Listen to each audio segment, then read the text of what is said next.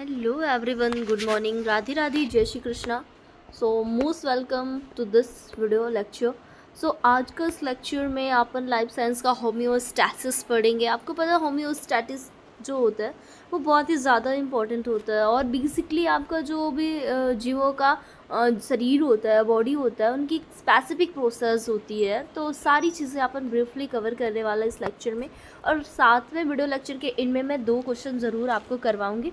सो आप बने रहें। तो सबसे पहले आपको देखना होम्योस्टैसिस जो होता है, बेसिकली जो जीव होता है ना, उसकी बॉडी में जो भी स्पेसिफिक एक प्रोसीजर होती है या प्रोसेस होती है, जिसके द्वारा क्या होता है, जो आपका शरीर का इंटरनल एनवायरनमेंट होता है, उसके कंपोजिशन का जो बैलेंस्ड होता है, मेंटेनेंस होता है, उसको मेंटेनेंस किया जाता है। मतलब ठीक है, एक बार फिर से समझाते हैं कि वापस कलर लेके चलती हूँ। होम्योस्टैसिस होता है जो कि जीव के शरीर में जो भी पाई जाने वाले एक स्पेसिफिक प्रोसीजर होती है। क्या होती है कि जीव के शरीर में पाई जाने वाले एक स्पेसिफिक आपकी प्रोसीजर होती है, जिसके द्वारा क्या होता है कि जो शरीर का आंतरिक वातावरण है, इंटरनल जो आपका एनवायरनमेंट है, उसके कंपोजिशन का मेंटेनेंस करता है।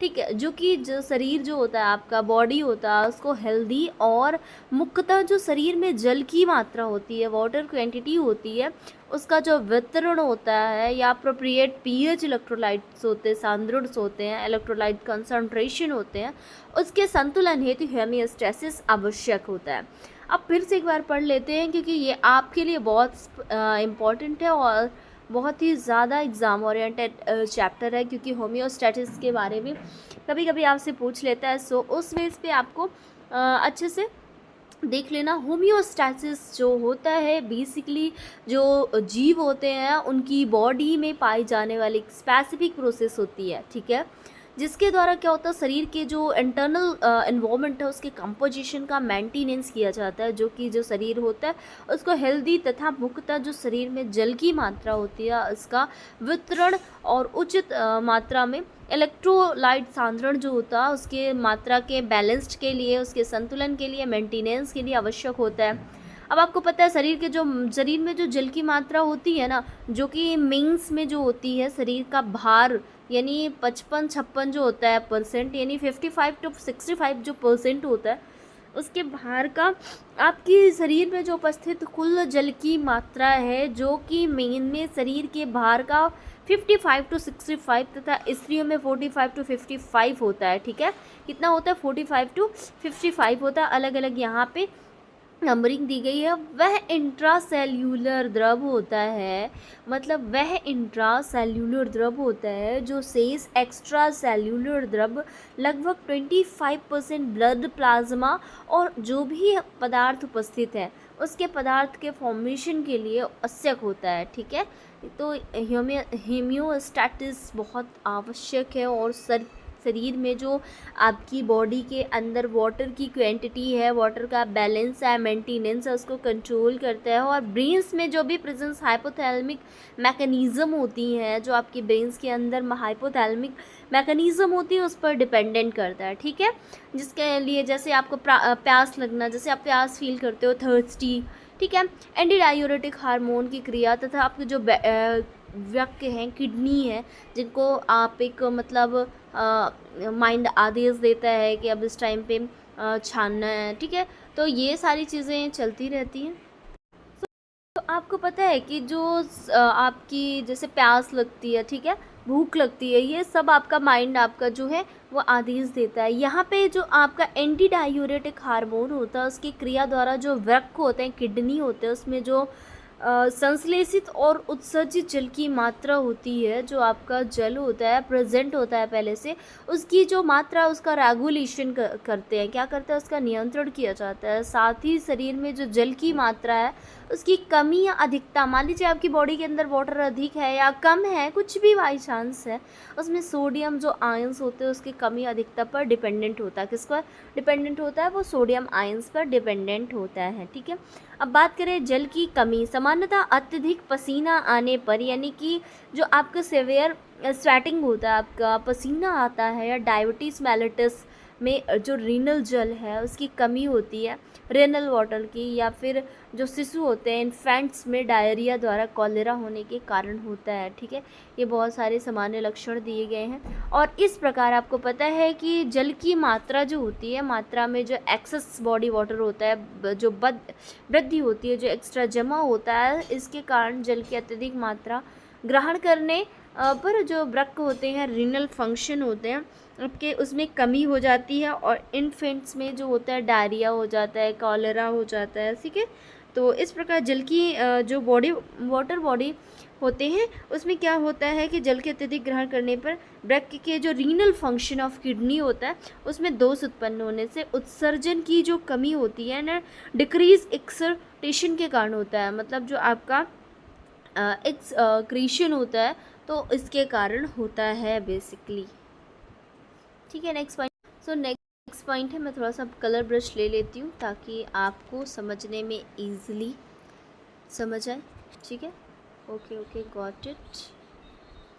तो यहाँ पे ले लिया मैंने कलर ब्रश। अब बात करेंगे जो आपका ऑस्मोटिक होम्योस्टैसिस होता है। क्या होता है? ऑस्मोटिक होम्योस्टैसिस होता है, उसके अंतर्गत मतलब जो शरीर में होने वाली जितने भी ऑस्मैटिक और नॉन ऑस्मोटिक जो मैकेनिज़्म होती है, क्रियाविधि होती है, उसमें एक्स्ट्रा सेल्यूलर जो फ्लूइड होता है उसमें जल का जो संरक्षण होता है विभिन्न प्रकार से होता है। जैसे एंटी डायूरेटिक्स हो गया, एंटी डायूरेसिस होते हैं, जैसे प्यास द्वारा जल की आवश्यकता पूर्ण करने पर होमोस्टैसिस जो क्रिया होती है नियंत्रण रखती है। जैसे आपको प्यास लगी ना, आपने वाटर तुरंत ही ले लिया, पानी पी लिया, तो उससे क्या होता है ना, जो हेमोस्टैसिस प्रोसेस होती है ना वो कंट्रोल में रहती है।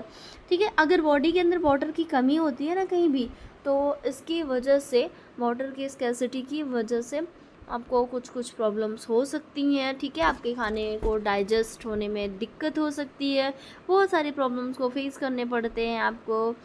फिर आपका पेट साफ नहीं होता है, बहुत सारी दिक्कत होती है। तो शरीर में जो उपस्थित एक्स्ट्रा सेल्यूलर जो द्रव होता है, फ्लूइड होता है, उसमें क्या होता है 2% ऑस्मोलैरिटी, क्या होता है 2% ऑस्मोलैरिटी में वृद्धि होने से जो आपका प्यास होता है, थर्स्ट, हाइपोफाइसियल होता है, एंटी डायूरेटिक हार्मोन होता है जो एडीएच के स्राव को बढ़ा देता है, जिसके कारण जीवों द्वारा अधिक जल क्रिया ग्रहण किया जाता है। यही हार्मोनल प्रभाव इसमें से उत्सर्जन कम हो जाता है। ठीक है, तो ये सारी चीज़ें हैं, आगे पढ़ेंगे नेक्स्ट पॉइंट पे। इस पर कुछ क्वेश्चन भी दिए गए हैं कि कभी कभी जो एडीएच होता है, anti diuretic hormone, ADH stand for endo diuretic hormone, उसमें क्या होता है कि एडीएच हार्मोन है रीनल ट्रिब्यूनल, जो आपका रीनल ट्रिब्यूनल होता है उसमें एडीएच आस्मो रिसेप्टर्स में दोष उत्पन्न हो जाने से क्या होता है कि जो आपकी जेनेटिक डिसऑर्डर्स होती है ना, जेनेटिक डिसऑर्डर उत्पन्न होने हो जाते हैं। मतलब एडीएच हार्मोन में जो रीनल ट्रिब्यूनल होता है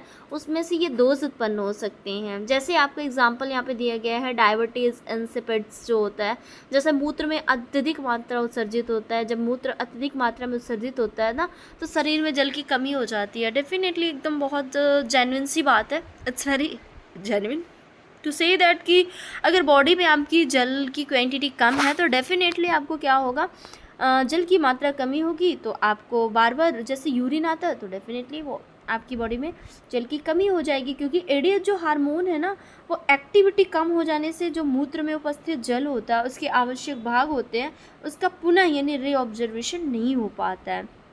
ठीक है, और इसी प्रकार जो होमियोस्टेसिस प्रोसेस होती है उसके अंतर्गत शरीर में एक्स्ट्रा सेल्यूलर जो आपका फ्लूइड होता है, एक्स्ट्रा सेल्यूलर द्रव होता है, उसके पीएच को 7.35 से लेकर 7.45 तक मेंटेनेंस करता है। और उसमें जो उपस्थित बाइकार्बोनेट्स होते हैं, क्या होता है, बाइकार्बोनेट्स के एक सिस्टम होता है, बाइकार्बोनेट्स बफर सिस्टम की जो भूमिका होती है इसमें आपके हेल्थ के लिए बहुत ही ज़्यादा आवश्यक होता है। ठीक है, तो इसलिए शरीर में जो आपका एसिड बेस के बैलेंस के लिए आपको वाटर की बहुत ज़्यादा ज़रूरत होती है। जो आपका डिस्टर्बेंसेस होते हैं, डायग्नोसिस की जो ब्लड एरियल होता है, एरिटियल होता है, आर्टियल, उसका पीएच मान करके वेनस जो आपका ब्लड होता है, वेनस ब्लड में उपस्थित CO2 की मात्रा ज्ञात की जाती है। अब आपको पता है ब्लड का जो पीएच होता है ना, ब्लड का पीएच 7.5 से जब कम हो जाता है ना, तो जो एसिडोसिस हो जाता है, क्या हो जाता है, डायबिटिक जो कीट होता है ना, डायबिटिक कीट होती है एसिडोसिस, उसमें लैक्टिक एसिडोज का मुख्य क्या होता है, लक्षण होता है। ठीक है, तो यही प्रॉब्लम है। अब कुछ क्वेश्चन है जो इस पे बेस्ड है, बहुत ही छोटा सा टॉपिक था, बहुत ज़्यादा बड़ा नहीं था। तो बेसिकली ऑन एन एवरेज आपको समझ ही आएगी कि बॉडी में वाटर की जो स्कैर्सिटी होती है उसकी वजह से ये सारी चीज़ें होती है, इसलिए बॉडी में वाटर का बैलेंस बना के चलना, ताकि जितने मिनरल्स न्यूट्रल्स होते हैं वो न्यूट्रिएंट्स होते हैं वो सारे ही डिज़ोल्व हो जाएं, तो बॉडी को मतलब वर्क परफॉर्म करने में एनर्जी मिलती रहे। सो ये सारी चीज़ें इस टॉपिक का बेसिकली पार्ट रहा है। सो क्वेश्चन की ओर चलते हैं, क्योंकि ये क्वेश्चन मैंने ऑलरेडी हाईलाइट करके रखा है, पर आपको दिखा देती हूँ क्योंकि मैं ये क्वेश्चन पढ़ चुकी हूँ कि किसी विशिष्ट प्रक्रिया होता है उसके द्वारा जब बॉडी के अंदर जो आंतरिक वातावरण होता है, इंटरनल कंपोजिशन होता है, उसका बैलेंस्ड किया जाता है, जो कि इलेक्ट्रोलाइट सांद्रण द्वारा पीएच संतुलन के वजह से बहुत ही ईजी है। ये होमियोस्टेसिस कहलाता है। आपको पता है कि शरीर के अंदर जो भी इंटरनल कंपोजिशंस होते हैं बॉडी के अंदर, इलेक्ट्रोलाइट जो सांद्रण होता है मैकेनिज्म, उसके बैलेंस के लिए, मेंटेनेंस के लिए पीएच आवश्यक है। दूसरी बात है कि जो पुरुषों के शरीर का भार होता है वो कितना प्रतिशत जल जो इंट्रासेल्युलर होता है उसके रूप में रहता है, तो 55 to 65% मैंने बताया आपको। अब नेक्स्ट पॉइंट पे हम ये सारी, तो आई होप आपको सेकंड क्वेश्चन भी दिख रहा होगा, आंसर भी यहाँ पे दिख गए हैं, ये सारे आंसर आपको शो हो रहे हैं। तो सेकंड क्वेश्चन इज़ दैट कि जो मेल्स में है, मेल में वाटर क्वांटिटी बताई गई है, कितना प्रतिशत जल इंट्रा सेल्यूलर फ्लूइड में रहता है, प्रेजेंट रहता है, तो 55 to 65 रहता है। और विमेंस में बताया गया है जो 45 to 55 रहता है। और शरीर में जल के कारण अतः है डायबिटीज़ मेलिटस जो रोग होता है उसके कारण होता है। शिशुओं में जो डायरिया रोग होता है, कॉलरा रोग होता है, ये सारी चीज़ें होती हैं इसी के कारण ही बेसिकली। और आपका जो ऑस्मोटिक हेमियोस्टेसिस होता है वो क्या कहलाता है, ये भी क्वेश्चन दिया गया। चलिए इसको भी दिखा देती हूँ आपको। यहाँ पे देखिएगा कि इस क्रिया के कारण जो अंतर्गत, मतलब कौन सी क्रिया के कारण अंतर्गत या शरीर में जो होने वाला जो ऑस्मोटिक या नॉन ऑस्मैटिक क्रिया होती है, मैकेनिज्म, इंट्रासेल्युलर द्रव में इसका संरक्षण होता है, तो परासरणीय हेमियोस्टेसिस होता है। कौन सा आपका ऑस्मोटिक हेमियोस्टेसिस होता है, ये आपका क्वेश्चन नंबर 5 दिया गया है। और last question of this chapter is only, मानव शरीर में जो जल की मात्रा है, वाटर की क्वांटिटी है, उसको बैलेंस्ड या रेगुलेट करने के लिए मस्तिष्क का कौन सा भाग काम करता है, तो मैंने स्टार्टिंग में बताया आपको इनिशियल में, जो कि है हाइपोथैलेमस। सो आज के लेक्चर के लिए इतना ही। अब यह लेक्चर बहुत लेंथी हो गया है, नेक्स्ट वीडियो में मिलती हूँ, क्योंकि आज था संडे और मुझे बहुत ही ज़्यादा मेरा हैक्टिक डे होता है। इट मीन्स कि मैं सारा दिन ही बिजी रहती हूँ, क्योंकि नेक्स्ट डे से मुझे ड्यूटी के लिए अपने आप को प्रिपेयर करना होता है। सो आज के लिए इतना ही, मिलती हूँ नेक्स्ट वीडियो में। आई होप होमियोस्टेसिस आपको क्लियर हो चुका होगा क्वेश्चन के साथ। सो मिलती हूँ नेक्स्ट वीडियो में। Everyone take care of yourself and bye bye, have a nice